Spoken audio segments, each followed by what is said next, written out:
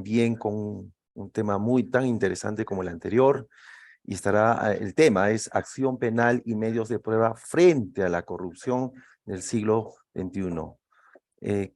Nuestro expositor es de Argentina, es el doctor Ignacio Francisco Tedesco, quien es secretario letrado de la Defensoría General de la Nación, de la Defensoría Pública Oficial ante los Juzgados Nacionales de Primera Instancia en lo Penal Económico número 2. Es doctor y es máster europeo en Sistema Penal y Problemas Sociales por la Universidad de Barcelona.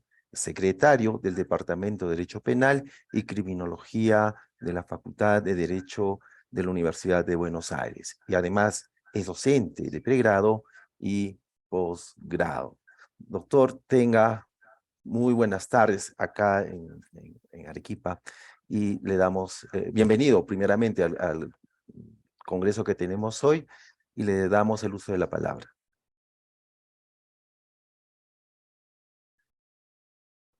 Muchísimas gracias. Realmente muchísimas gracias por la invitación. A ustedes, a todos los que organizaron y mi más cordial bienvenida desde Buenos Aires a todos los que están presentes escuchando mi participación. Por detrás tengo uno de los salones de mi facultad, de la Facultad de Derecho de la Universidad de Buenos Aires, que me parecía como de alguna manera significativa estrechar lazos entre una casa de estudios y ustedes, como para compartir algunas reflexiones. He visto el programa, un programa que tiene disertantes de todas latitudes y de una altísima calidad, lo cual realmente celebro y me honra también formar parte de estas jornadas, con muchísimas temáticas que tal vez son las propias y las adecuadas para tratar esta problemática. Cuando se me invitó, me puse a pensar sobre dónde podría llegar a brindar algún mínimo aporte o alguna idea para ampliar los márgenes de la discusión o del análisis y charla sobre estos temas. Y sentí de que hay algunos pequeños olvidados, algunos temas que se suelen no trabajar mucho a la hora del conglomerado de todo aquello que entendemos por corrupción, su investigación, procesamiento, lucha, se escucha por ahí también, etcétera, etcétera.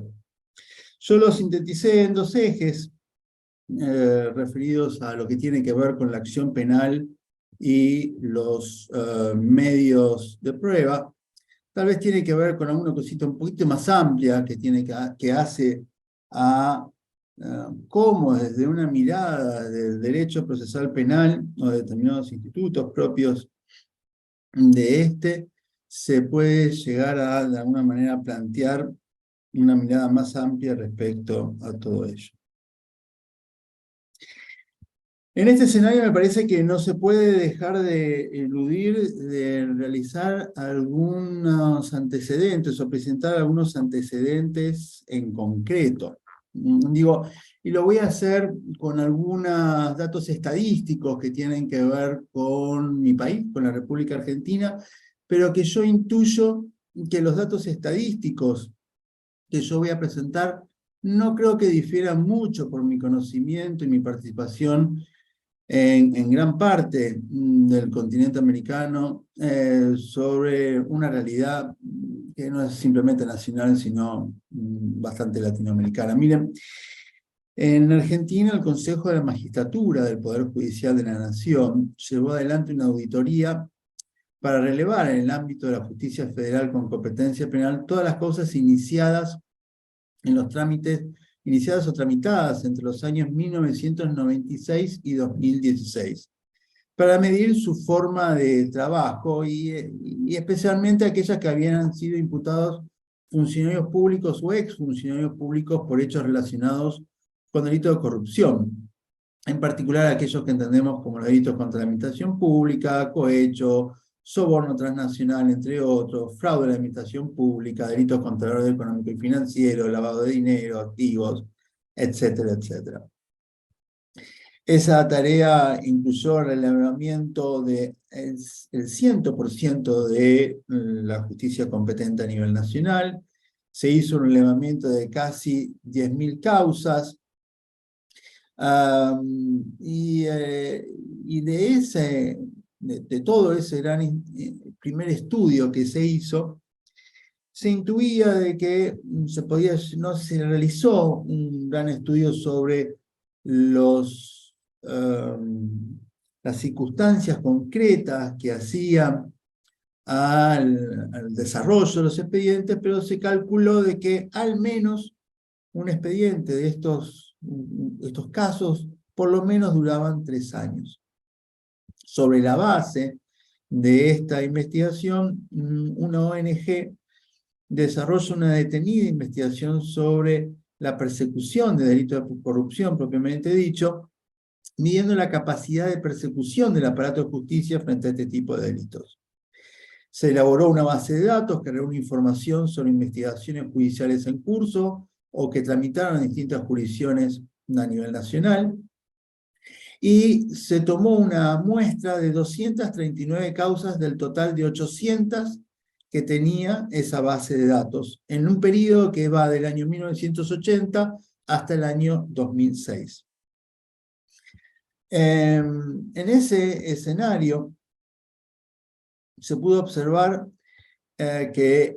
fácilmente que el fraude en perjuicio del Estado era la modalidad más frecuente de ilicitud, seguida por casos de lavado de dinero, luego seguido por delitos de administración fraudulenta, violación del funcionario público, estafa, asociación ilícita, malversación de caudales públicos, subversión económica, enriquecimiento ilícito, delito de acción pública, fraudes al comercio, y bueno, algunos más que no quiero aburrir. De ese universo que fue analizado con absoluta profundidad, más de un 80% de las causas se encontraban en etapa de instrucción y menos de un 5% de causas resultaron en una condena. Para ser puntuales, hubo solo 7 condenas sobre un total de 239 causas relevadas en la muestra. Y también se logra calcular la duración de los procesos sometidos a investigación penal. Para ello se tomaron 4 índices de medición temporal. Lo cierto es que el 12% de las causas tuvo una duración de 15 años de trámite, un 34% de 5 a 10 años y un 48% de 1 a 5 años. 2 años atrás, otra investigación sobre causas complejas de corrupción por parte de los miembros de la sociedad civil arrojó que la duración promedio de muestra, en ese caso 21 expedientes, era de 12 años. Sobre esas 21 causas, solo una sola causa tuvo condena, el resto terminaron prescriptas o circunstancias similares.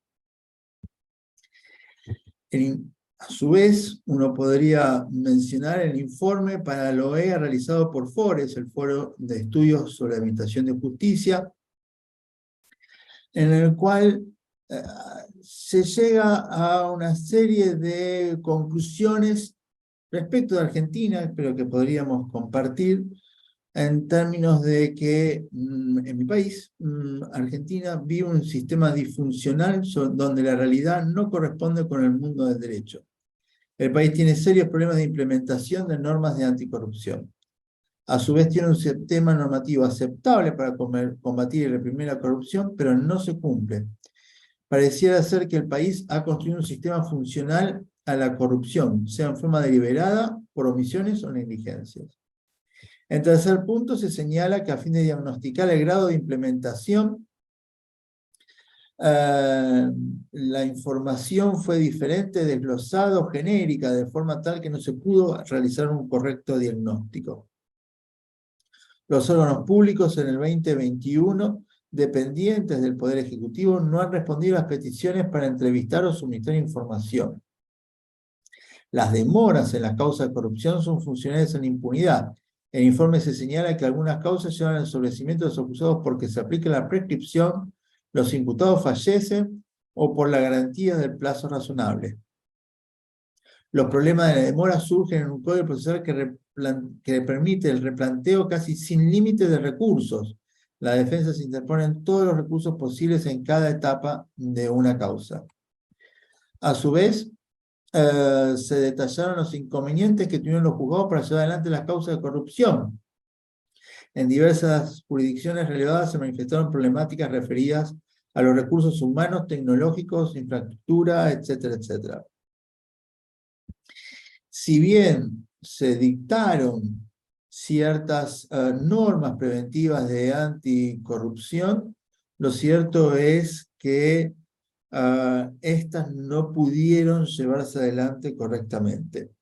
Y así uno podría llegar a seguir mencionando, no quiero aburrir, muchísimas otras conclusiones. Lo cierto es que el informe concluye diciendo que la Argentina vive dos realidades con la prevención y represión de la corrupción. Una realidad formal y la realidad de su implementación, con falta de estadísticas, simulación de causas,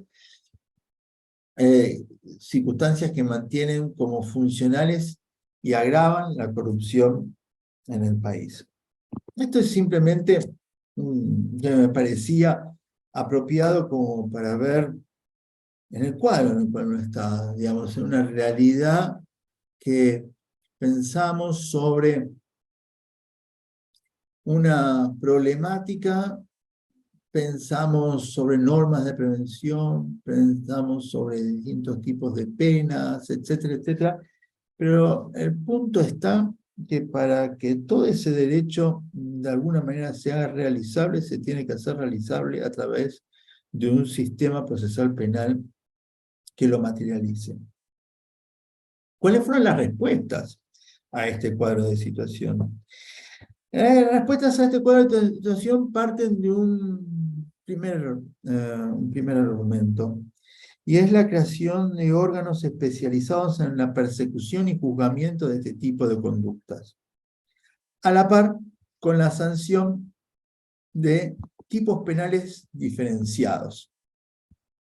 En este sentido, en el derecho comparado, en Alemania en particular, a comienzos de los años 70, se empieza a demandar una reformulación fundamental del derecho penal económico. En el Congreso número 49 de juristas alemanes del año 1972, sobre la base de un informe de Klaus Tiedemann, se estableció la Comisión de Expertos para el Combate de la Criminalidad Económica y la Reforma del Derecho Penal Económico, que aconsejó la creación de tipos penales especiales. Se trata principalmente de tipos penales del derecho penal accesorio, derecho penal de la competencia, de la propiedad intelectual, de las sociedades comerciales, de derecho fiscal, aduanero, de alimentos, vino, comercio exterior, bancario, bursátil, bueno, etcétera, etcétera, fraude de las subvenciones. No quiero, digamos, aburrir con este largo listado que ustedes me imagino que pueden llegar a intuir o conocer. Así aparece el primer tribunal especializado que incluye delitos de corrupción como son cohecho pasivo y activo, cuyo fundamento de inclusión es que forma parte de la vida económica. Las salas penales económicas especializadas en el órgano jurisdiccional deciden sobre las querellas fundadas por las fiscalías especializadas en delitos económicos. Algo semejante también podemos mencionar en otros países. Inclusive en Alemania se llega a implementar jurados económicos, se discutió la posibilidad, mejor dicho, de implementar jurados económicos como lo ha hecho algunos cantones de Suiza. Este modelo alemán ha sido seguido por varios países europeos. En el caso de Francia, pero que en realidad se limitó a la especialización de una fiscalía. En términos, como sostiene Tiedemann, muy pronto se ha notado que de nada sirve tal especialización en la persecución penal si después el juez entiende poco de los problemas propios de estos asuntos. Por este motivo, los jueces penales en Francia y en las ciudades son jueces especializados. En Francia, si bien se discute la conveniencia de lindar la materia civil y penal, en materia de delitos económicos, el Código Procesal Penal francés contiene dos importantes especialidades judiciales. La Ley de diciembre de 1972, que modificó el artículo 398 del Código Procesal Penal, para permitir que el Tribunal Correccional, formado por un presidente y dos jueces, pueda constituirse como un órgano unipersonal para el conocimiento de delitos cometidos mediante cheques y otros medios de pagos. Luego la ley del 6 de agosto de 1975, que en el artículo 704 del Código Procesal Penal permite, dentro de la jurisdicción de cada corte de apelación, designar uno o más tribunales de gran instancia para la persecución, instrucción y enjuiciamiento de ciertos delitos de especial complejidad, incluyéndose los delitos tradicionalmente incluidos por la doctrina francesa, como el derecho penal de los negocios. En España no se ha debatido en profundidad la conveniencia de crear órganos especializados en el juzgamiento de delitos económicos, quizás por entender que el legislador, que las dificultades en la base de la investigación se suplen con la intervención de la Fiscalía Especial sobre el Ministerio Público y las Fiscalías Especiales que se fueron conformando allí. Frente a estos ejemplos de especialización judicial se sitúa el modelo seguido por los países del common law, del mundo anglosajón propiamente dicho, donde los fraudes graves deben ser juzgados si el imputado se declara inocente por un jurado que resuelve tras una deliberación celebrada sin la presencia judicial.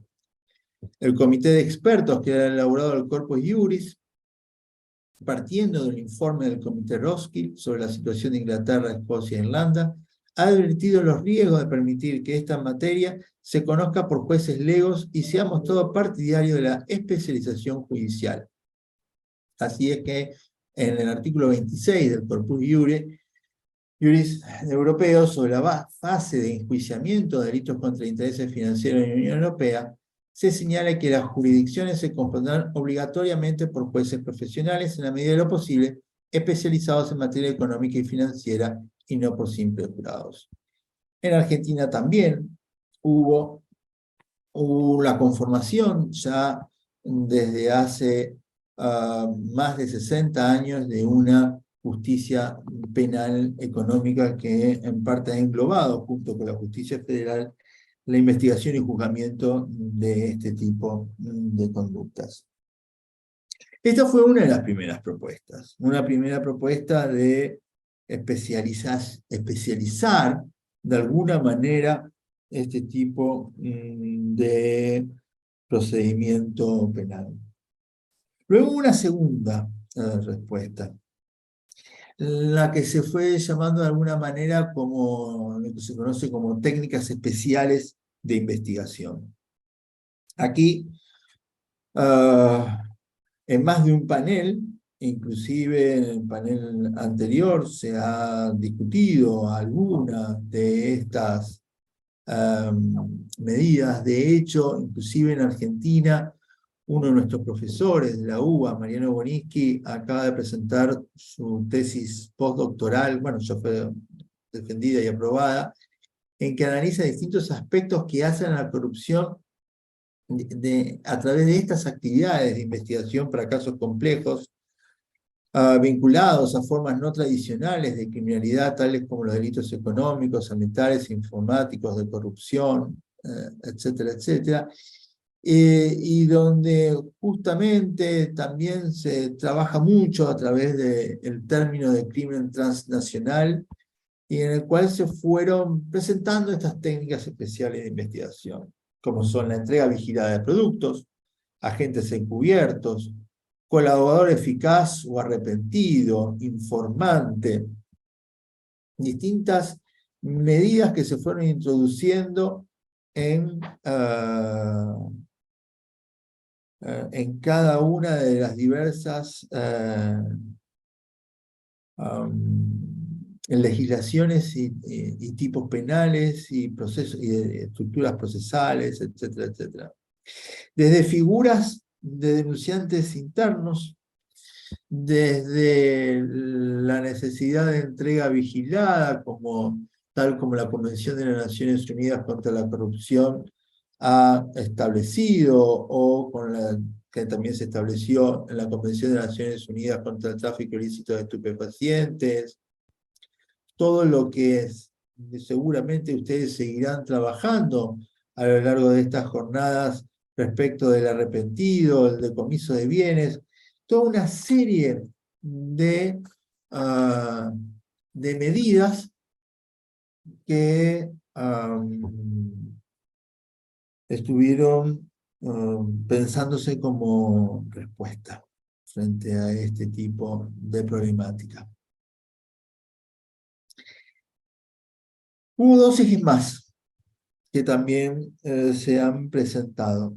Uno, el de mayor capacitación. Se ha enseñado en todos los estudios, inclusive el del FORES, la cuestión que hace a una problemática en torno de una falta de capacitación o falta de equipamiento, con la idea de que reforzando estas circunstancias entonces se puede llegar a avanzar y luchar contra este tipo de criminalidad. En definitiva, una estructura de pensamiento que reforzaba la necesidad de crear tipos penales especiales, de crear tribunales especiales, de capacitar a las personas en tal sentido, de brindarle equipamiento, de reforzar mucho medidas de investigación penal y en todo caso reforzar circunstancias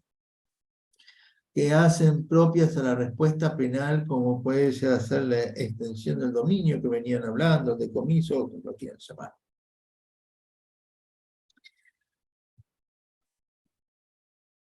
Hice esta larga introducción porque me parece que es importante y adecuado de alguna manera que me puedan entender en qué cuadro es que yo voy a presentar un par de ideas.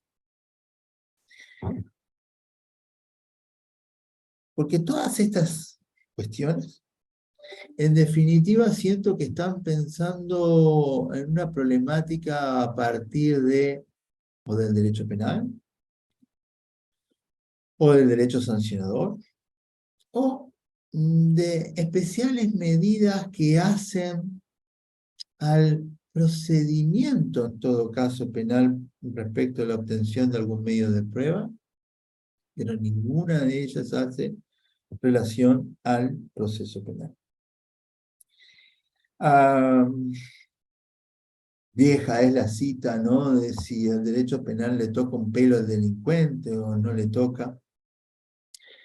El derecho penal por sí solo se puede quedar en ser pura ficción. Lo único que lo va a materializar al derecho penal es el derecho procesal penal.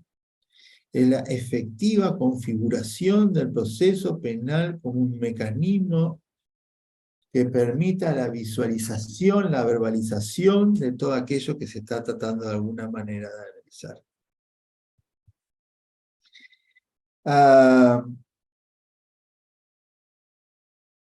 Y esto es muy importante porque es paradójico cómo se trata de pensar mucho en medidas tales como el colaborador, el informante, la compliance, todas medidas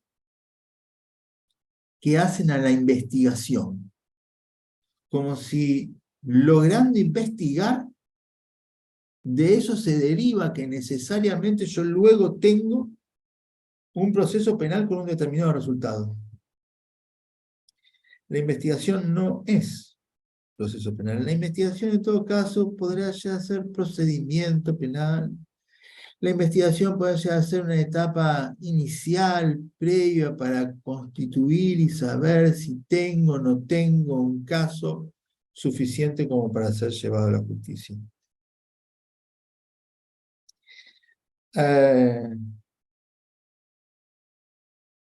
Pero hay otra contradicción más fuerte.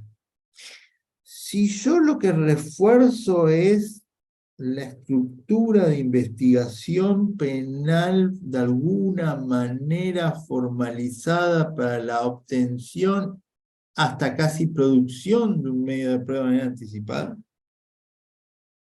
lo que estoy haciendo es reforzar un sistema de enjuiciamiento inquisitivo.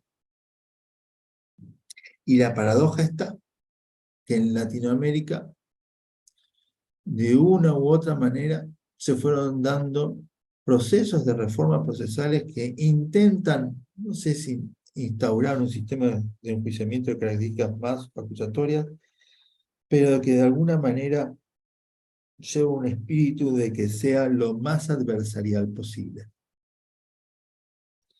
Y entonces acá uno encuentra como una cierta contradicción. Estoy reformando una estructura procesal para llevarla a límites o a características propias de un sistema de enjuiciamiento adversarial, mientras por el otro lado lo que estoy haciendo es acentuando una estructura de enjuiciamiento inquisitivo que no le termina de engarzar porque tiene una naturaleza distinta.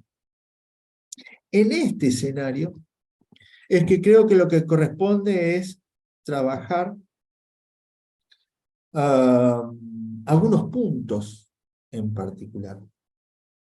Y el primer punto en particular tiene que ver con el problema de la acción penal y la indisponibilidad de la acción penal en este tipo de conductas a juzgar.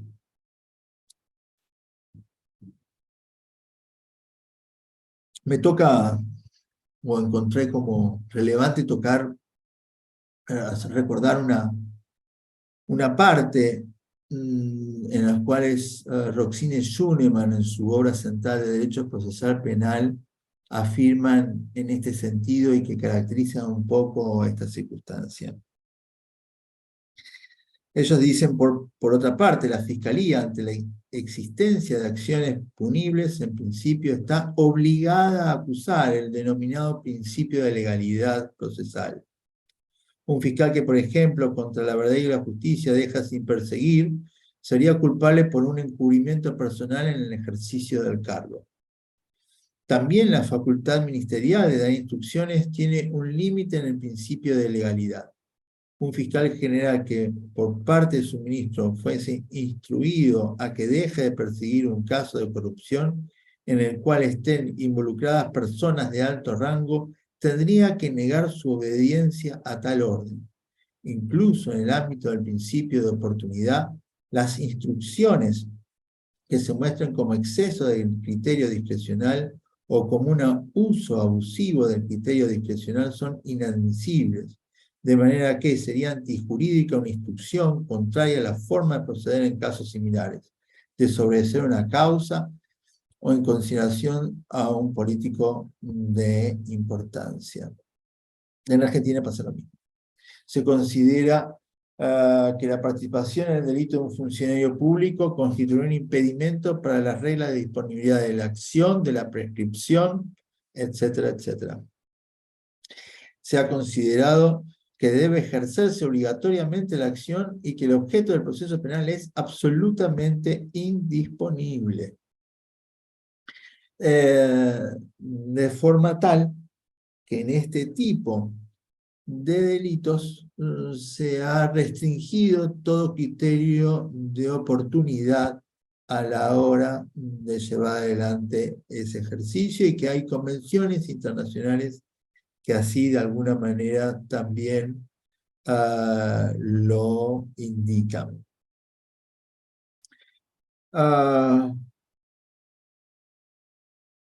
Es entendible. Uno no duda de que es hasta lógico y demás este punto. El problema está en la consecuencia de ello.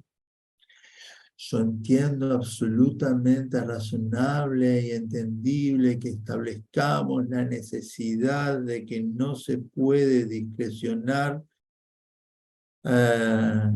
la persecución y el juzgamiento de este tipo de delitos atentos a su trascendencia, pero también tenemos que hacernos cargo de las consecuencias que ello importa. De hecho, este escenario me rememora unas observaciones que Roxin hiciera en su Derecho Procesal Penal cuando señalaba textualmente que, decía él, en los 130 años contados de la entrada en la vigencia de la norma procesal alemana, la exigencia legal de un proceso penal con celeridad no puede cambiar en nada que la investigación de la verdad material que prescribe la máxima de la instrucción viene exigiendo, tanto en el proceso de investigación como también en el juicio oral, siempre una cantidad de tiempo mayor, lo que implica un apartamiento del control de la justicia. Una de las causas que sobre todo afecta a la Fiscalía radica en la marea de procesos que se encuentran incrementados cada vez más, por un lado, a través de la expansión del derecho penal a nuevos ámbitos de la realidad y la intensificación de la presión en la persecución. Ejemplos tales como dice él, derecho penal de tránsito vincular, derecho penal económico, derecho penal del medio ambiente, más recientemente la intensa persecución del trabajo ilegal, de la corrupción privada. Por otra parte, a consecuencia del aumento del comportamiento desviado, se caracteriza en modo general a la sociedad industrial desarrollada. A nivel de los tribunales, es cierto que el incremento del número de los cargos de jueces pudo permitir por largo tiempo lidiar con el aumento de los juicios orales. Sin embargo, no es menos cierto que la duración de cada juicio oral se ha multiplicado, lo que puede reconducirse al incremento de las exigencias en la averiguación de la verdad, incluyendo la fundamentación de la sentencia que debe redactarse, pero sobre todo a la configuración de modernos tipos penales que básicamente casi no es más accesible que la reconstrucción forense.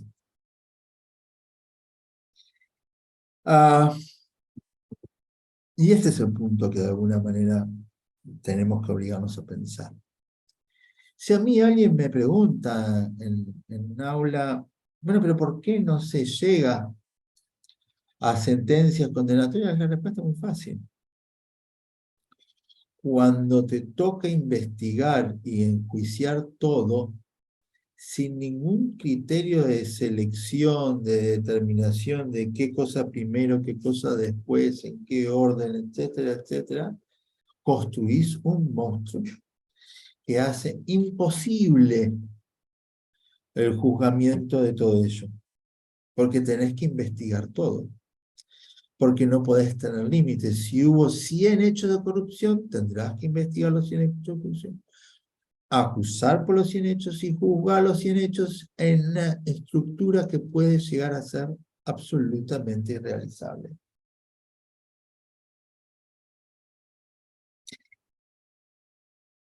Pero a la par, en este escenario de la crisis que hace décadas Schunemann viene mencionando del procedimiento penal en función de la altísima inflación y de la formalización y los distintos aspectos que lo hacen mucho más complejo el llevar adelante toda su estructura. Lo cierto es que a la hora de reformar esos procesos penales, se suele y se solió hacerlo en América Latina a través de la reforma de la introducción de criterios o de institutos que hacen a aquello que resulta flagrante. A la incorporación de institutos de flagrancia que lo único que supieron hacer es simplificar lo que era simple. Y no simplificar la estructuración del proceso de aquellos que eran complejos en términos de la obtención de los medios de prueba. Y este es el otro punto. Esta idea de acción penal lo que terminó generando es una sintonía con otro problema que tiene que ver a cómo trabajamos los medios de prueba en este escenario, pero no simplemente a ver cuáles son, de cómo los adquirimos, a la identificación de, digamos, de tratar de profundizar las las formas simples, ¿no? Lograr ver si alguien puede delatar al otro, o,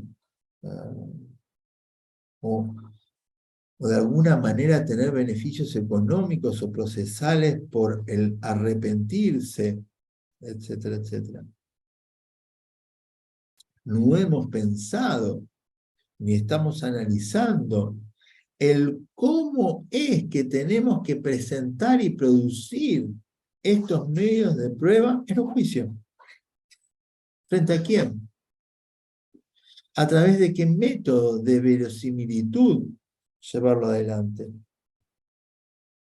A pesar de que nosotros profundizamos en América Latina un proceso penal que trata de llegar a características adversariales, se termina estructurando un sistema de prueba por escrito propio de un sistema inquisitivo, lo que es reforzado y funcional a un sistema de jueces profesionales especializados.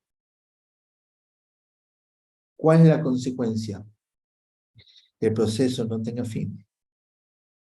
La afectación del plazo razonable en el proceso penal, que es, guste o no guste, una garantía de cualquier sujeto acusado. Esta duración irracional del proceso penal es otra de las circunstancias que no dejan uno de tener que remarcar. Sé que me quedan pocos minutos. Y está claro que la Comisión, y ustedes también seguramente lo saben, que tanto la Comisión como la Corte Interamericana de Derechos Humanos supieron reconocer este obstáculo y que han trabajado respecto a todo lo que tiene que ver con la complejidad del caso, la conducta y actitud procesal desplegada por las partes, la conducta y diligencia asumida por las autoridades judiciales competentes, y bueno, todo esto me parece que es conocido por ustedes. Y entonces, digamos, ¿cuál podría llegar a ser una respuesta a todo esto? Una posible respuesta, el que tal vez podría llegar a darnos la llave para simplificar todo esto, guste o no guste, es el juicio por jurados en su sistema y en sus formas más clásicas y anglosajonas. ¿Por qué digo esto? Porque el mundo se tiene que explicar de manera simple, a través de conductas fácticas, vale la redundancia, de un sistema fáctico que permite, digamos, de alguna manera identificar de manera mucho más clara cuál es la teoría probatoria que debe llevarse adelante, no la mera reunión de documentos, sino de los testimonios que van a llevar esos documentos y que pueden permitir el llevar adelante una dinámica adversarial que se corresponda con nuestras estructuras procesales. Los procesos penales no van a durar lo que dura el medio que contiene a ese medio de prueba, sino lo que dura su verbalización. Ustedes no saben, pero cuando uno trabaja medios de prueba, uno de los temas menos trabajados en el ámbito latinoamericano, hay una clasificación que señala que un medio de prueba dura lo que dura. ¿Cuánto dura un medio de prueba? Un medio de prueba dura lo que dura su verbalización, tal como dura mi exposición, que trataremos que no dure más de 40 minutos. O un medio de prueba dura lo que dura el medio que la contiene. Nosotros estamos trabajando en una estructuración de una lucha contra la corrupción a la inquisitiva, en documentos, sin pensar cómo esos documentos lo ingresamos a una sala de juicio, cómo lo probamos, cómo lo trabajamos, todo esto.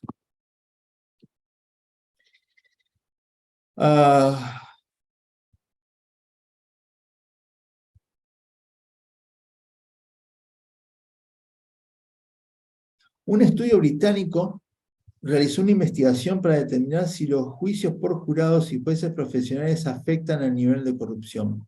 Las conclusiones arrojadas fueron que los jurados reducen la corrupción al descentralizar el poder judicial, mientras que la magistratura profesional tiene el efecto contrario porque son los líderes políticos los que están facultados a nombrar a los jueces. Un estudio llevado adelante por Green y Kugler investigaron empíricamente la coherencia entre las percepciones morales de los ciudadanos sobre los delitos de cuello blanco y la regulación legal de los mismos. Las conclusiones de esta investigación indican que los legos son capaces de trazar distinciones precisas en relación a este tipo de delitos y en gran medida las distinciones realizadas por los ciudadanos fueron coherentes con el derecho estadounidense vigente, aunque en algunos aspectos se sobraron diferencias significativas. En Argentina, puedo mencionar que una de las provincias, ustedes saben, Argentina es un estado federal, que cada una de las provincias tiene su propio Código Procesal Penal. Una de las provincias, Córdoba, ha regulado los juicios por jurados para los delitos conocidos como corrupción, y de un estudio de los primeros 21 juicios que se hicieron en este caso, se llegó a la conclusión de que no se ha observado que la participación ciudadana en las decisiones penales por hechos de corrupción traiga aparejado un endurecimiento del castigo o el dictado de sentencias condenatorias arbitrarias. Esto no constituye una cuestión menor, sobre todo si se tiene en cuenta que la participación ciudadana en el proceso puede aportar legitimidad de las decisiones y la democratización de las estructuras judiciales. Señores, si queremos de alguna manera trabajar con este tema, no podemos dejar de ver que un tema tal como la corrupción es un problema que nos atañe a todos como sociedad. Y que dentro de las estructuras procesales tenemos herramientas para sociedades más democráticas, más adversariales. Mi propuesta no fue simple. El tiempo no era mucho y tal vez lo bueno de estos encuentros es presentar un par de ideas como ponencia. En este caso, la necesidad de repensar la acción penal, si no es que tenemos que presentar algunos criterios, no sé si de discreción de la acción penal, pero sí de ejercicio de la acción penal. Pero la acción penal no se ejerce en el aire. La acción penal se ejerce con medios de prueba que la corporizan. Y repensar cuáles son los mecanismos constitucionales de producción de esos medios de prueba. Seguramente yo soy de aquellos que confían que respetando los medios y formas constitucionales, no solamente tendremos una sociedad más justa, sino podemos llegar a obtener los fines en los cuales nos perseguimos cuando materializamos todo el derecho penal a través de ese derecho procesal penal. Señores, muchísimas gracias por el espacio que me han brindado. Lamento si me he durado un poquito más sin exposición, pero bueno, el fragor de mis ideas me llevaron a ello. Muchísimas gracias.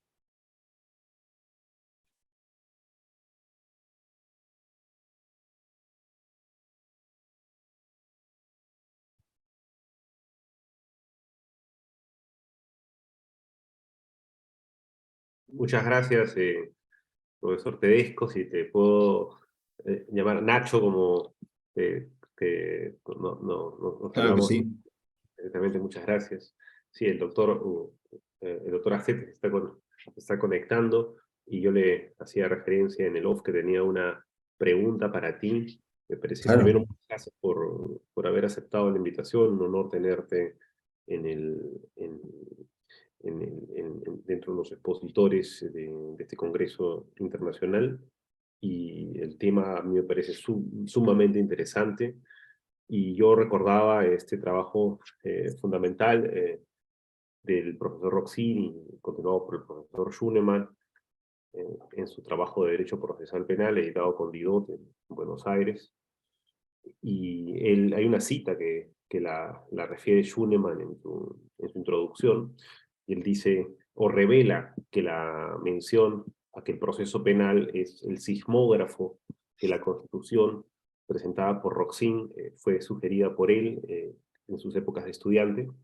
Y a esa referencia quería yo hacer mención, si es que, en tu opinión, las normas procesales, penales en la Argentina siguen reflejando, o qué tipo de movimientos telúricos reflejan de la Constitución argentina, porque existen nuevos instrumentos. Nos hablaba hoy en la mañana la profesora, bueno, en realidad de origen alemán, pero radicada en Córdoba, Ana Richter, sobre la ley del arrepentido. Ella no lo decía con esta tónica, pero de todas maneras yo lo interpreto de esta forma. Son estos avances que va haciendo el, el, el proceso penal a una justicia penal más pragmática. Esto no necesariamente es malo, pero de todas maneras nos lleva a cuestionarnos eficacia versus garantías. Y eso es lo que yo te quería preguntar. ¿Cómo encuentras tú la legislación procesal penal argentina de cara a esta discusión, eficacia versus garantías? Yo tengo gracias Mario, yo tengo siempre algo que una y otra vez me viene a mí, y es, las normas procesales no son ni buenas ni malas, o el derecho, pero especialmente las normas procesales penales. Las normas procesales penales pueden llegar a ser más o menos precisas. Lo que sí son buenas o malas son las prácticas que interpretan y llevan adelante esas normas.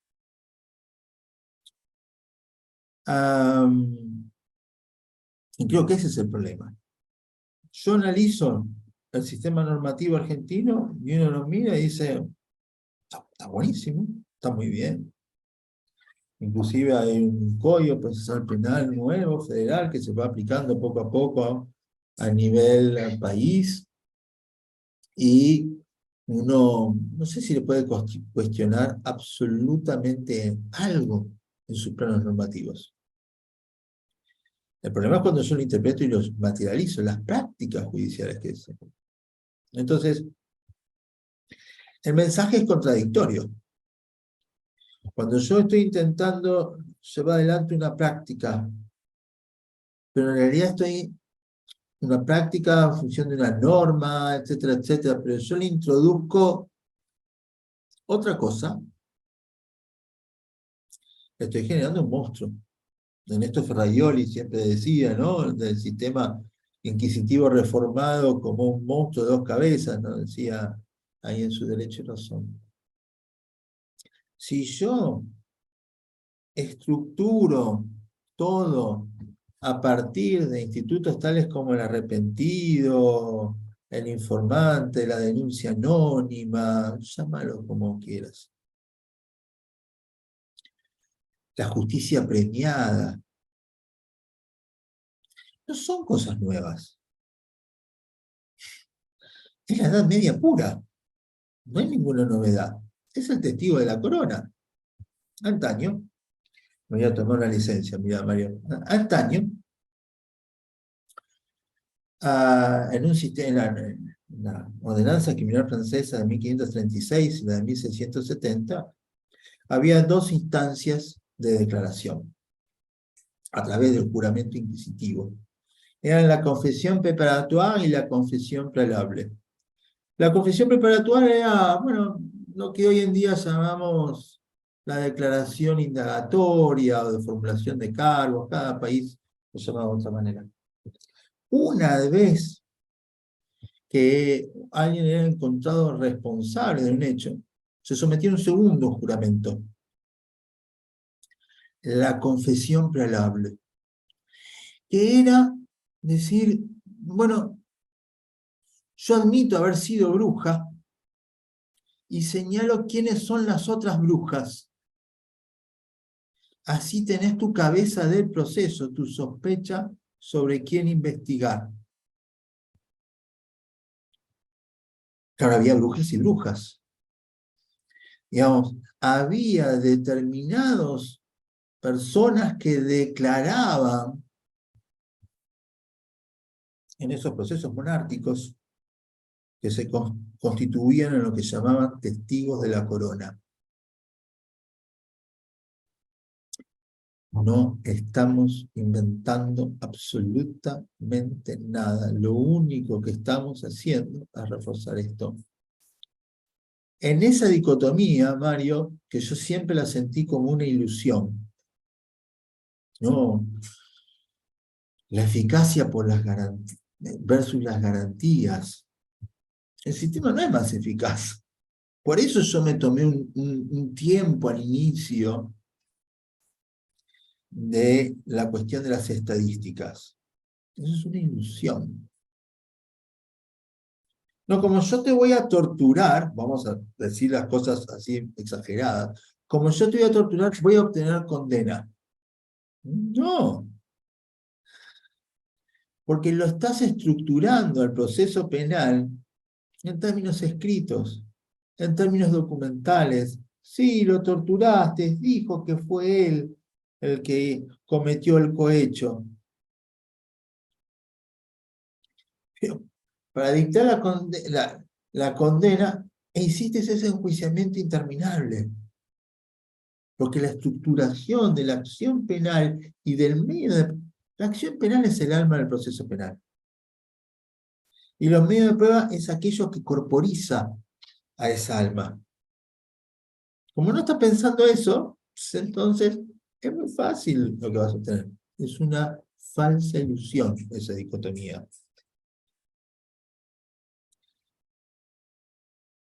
Las cosas salen simples cuando se hacen de manera simple. ¿Cuándo las cosas se hacen de manera simple? Cuando respetas la norma. Y hay una norma arriba de todas. Y tenés razón en la cita inicial de Roxin Schunemann. Efectivamente, el proceso penal es el termómetro, ¿sí?, de nuestro derecho, de nuestras prácticas sociales y culturales. No sé, alguno podría hablar mucho más, pero tampoco quiero extenderme de más. Bien, muchas gracias, doctor. Una conferencia de un tema con mucho interés, además muy reflexivo también, todos los puntos que usted ha tocado. Bien, queremos darle las gracias al doctor Ignacio Teesco por su participación en este congreso. Esperamos tenerlos en el futuro también usted, juntamente con otros expositores con temas tan interesantes como los que ha atacado hoy día. Y nada, doctor, le agradecemos mucho. Reciba los saludos del Colegio de Abogados de Arequipa, los saludos de la Junta y el decano también de esta organización. Muchísimas gracias a ustedes y saludos a todos, realmente. Gracias, doctor. Saludos, Argentina, Muchas una tierra gracias. hermosa. Muy bien. Agradecemos a todos que continúen con nosotros. Todavía tenemos unas exposiciones más y ahora tenemos